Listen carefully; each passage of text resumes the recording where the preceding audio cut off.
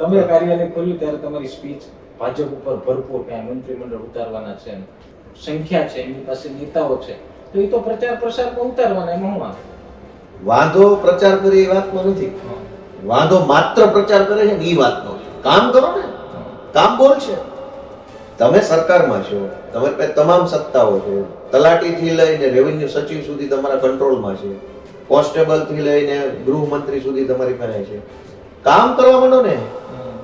આખા વિસાવદર ભેસાણના કોઈ ગામ બાકી નહીં હોય જ્યાં રોડ ખરાબ ન હોય. તો અચાનકથી તમને કેમ ગોંડલ પ્રત્યે બહાર સુરત રહીને એટલો બધો પ્રેમ જાગી? એવું કોનું કહેવાનું છે? એવું ગોંડલની પ્રજા એવું કહે છે કે અમે તો શું, અચ્છા ગોંડલની પ્રજામાં તે પાછા પટેલ સમાજના લોકોને આવા નિવેદનો છે. એટલે ભાજપ સાથે જોડાયેલા પટેલ કે ન્યુટ્રલ? ન્યુટ્રલની વાત. એ કેવી રીતે ખબર પડી? કેમ કે એમના અલગ અલગ પેજ ઉપર અમારા ઇન્ટરવ્યુમાં પણ એ લોકોએ બોલેલા છે. માર્કેટ યાર્ડમાં અમે જ્યારે જનતાનું મૂળ કરવા ગયા હોય એમાં બોલેલા છે.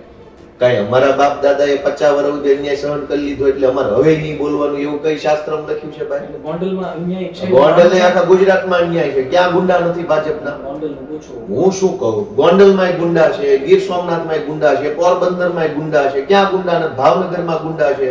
કે રાજનીતિનો આખો કંટ્રોલ રૂપિયાવાળાના હાથમાં આવી જાય. નાનો માણસને આમાં કોઈ વેલ્યુ ન હોતી. તમારે ચૂંટણી લડવી બી હોય તો તમે પૈસાના એ લેવલે પહોંચી જ ન શકો. એટલે સામાન્ય માણસે પછી રાજનીતિ ભૂલી જાવ. પેલા એવું હતું ને કે લોકતંત્રમાં એક ગરીબનો દીકરો એટલે કંઈક બની શકે, એ વ્યાખ્યા ભૂસી નાખવાની અને માત્ર ભાજપના 2 નંબરિયાઓ રૂપિયાવાળા હોય એ જ નેતા બની શકે. એટલા માટે ચૂંટણીઓને ખર્ચાળ બનાવી છે. હું એમ કહું છું કે કોઈ માણસ માત્ર ઉમેદવાર ઉભો રાખી દે, કાલ તમે અપક્ષમાં ફોર્મ ભર્યો, જંગ 5 પાખ્યો ન થઈ જાય.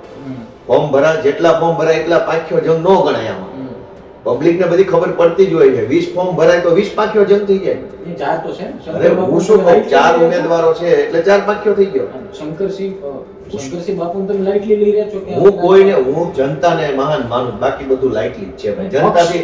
જનતાથી મોટી હોય છે. ઘણીવાર છે ને તો એટલી ઇલોજિકલ નહીં, ઇલોજિકલ હું જે કહું, હું તમને રાજનીતિમાં સ્માર્ટનેસ, હું એમ કહેવા રાજનીતિમાં સ્માર્ટનેસ, હું એમ કહેવા વાત તો સાંભળી લો. પણ રાજનીતિમાં સ્માર્ટનેસ અને શાતિરતામાં બહુ મોટો ફેર.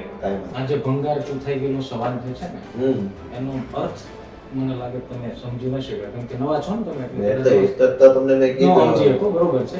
પણ આ ભંગાર ચૂથાઈ ગયેલા સવાલનો જવાબ તમારી પાસે નથી, એટલે તમે જ્યારે હું સવાલ પૂછું એટલે ઓલા મહાન કવિની જેમ સાયકોલોજીકલ વાતો કરીને ઓહો તમે જો ત્યાં પર્વતો છે ને લીલાછમ મેદાનો, આ બધી વાતો ગોપાલભાઈ બધી સભાઓમાં મારી વાત તો સાંભળી લો. હવે તમને બોલવા દીધા મને સાંભળો. પહેલા આયા બોલવા હું આવ્યો છું, તમારે બોલવાનું છે. સવાલ સાંભળો તો બોલશો કે નહીં? સવાલ સાંભળશો તો બોલશો.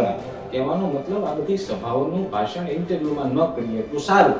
મારા સવાલનો સીધો ને સટ જવાબ એ હતો કે તમારે સંગઠનમાં ફેરફારની બદલે સંગઠનમાં કોઈ નવા ચહેરાઓને સ્થાન મળશે.